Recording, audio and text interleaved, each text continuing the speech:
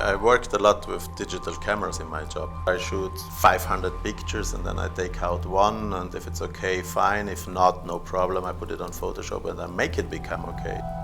It's something ones and zeros, so it's nothing you can touch. Ambrotype is an antique system. It's developed by Frederick Scott Archer in 1815. It's not paper, it's glass, and you work with real silver. It's nothing digital, it's really analog.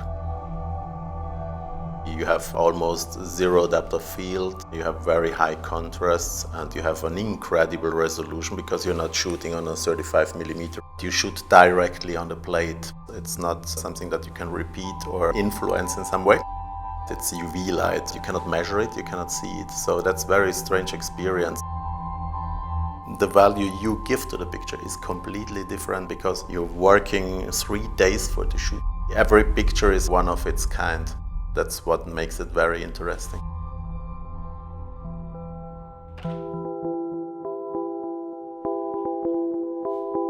I found an ambrotype in a museum in Munich. I don't know what it is, but that's exactly what I want to do. So I read a lot of books, I organized to meet people that work already with ambrotype, and I did courses. I had to learn a lot about chemistry.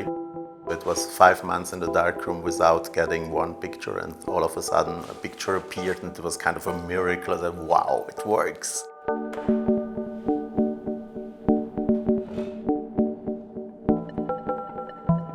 I worked as a cameraman for different international TV stations, mostly not in Italy, but we just went all over the planet.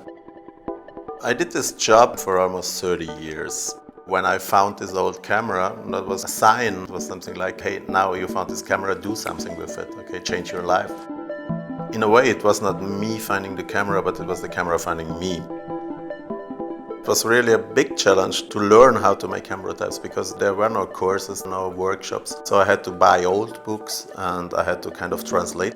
I think it wouldn't have been possible without internet because to stay in contact with other people doing the same thing, because otherwise you would need 10 years. Every picture I take is something that I learned. I write it down and it's a kind of experience for the next picture.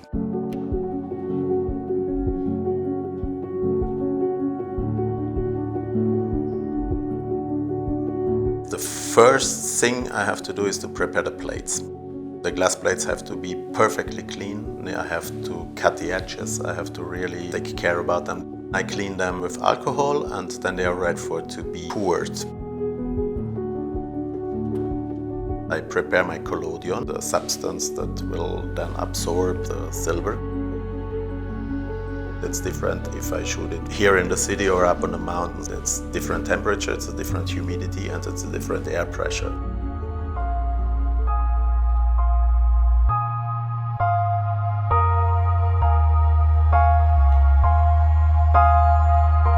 Then I do all the lighting of the person. I need a lot of light for this, so I prefer to work with HMIs with continuous light.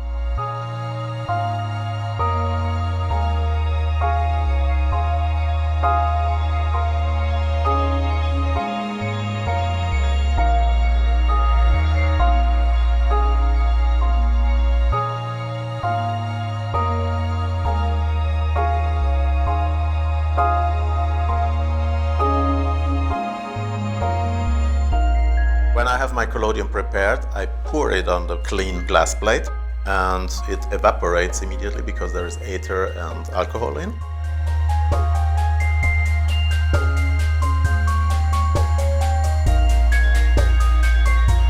Then I put it in a tank filled with silver nitrate crystalline, and it completely absorbs this silver halogenides. It makes the plate photosensitive. I put it in a magazine. I put the magazine on the camera. I have incredible long exposure times because it has 1 ISO of sensitivity and not 45,000 or whatever, but 1. And then you take the picture, you go back in the darkroom, you develop the picture.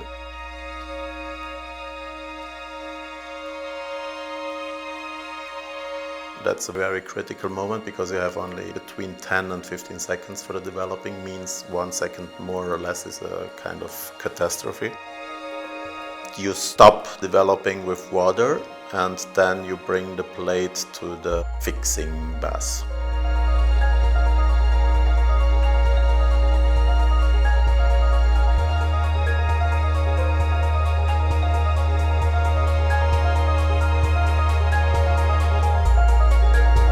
If you are shooting outside, it's a little bit different because you need a darkroom. So in the mountains we had to invent a system. I found an old Russian military truck in Berlin on the airport. The Russians just left it there after the divided Germany. We are now transforming this military truck into a huge camera and a darkroom in the same time. Theoretically, it's a case, completely black inside, and we put a very special lens on the end of it. It allows us to make huge 150 centimeters big plates, which is something very spectacular because it's still on glass and it's still silver and it's still three-dimensional. Theoretically, you can walk into your camera, you can touch the light inside the camera, and that's an incredible experience.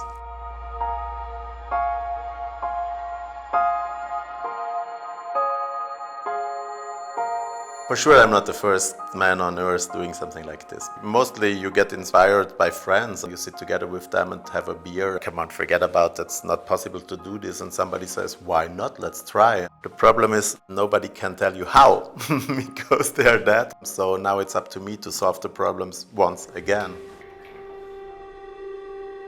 No, it's not like the paper photos after 20 years, they disappear. Just the silver and the glass and the chemistry is around 300–400 euros.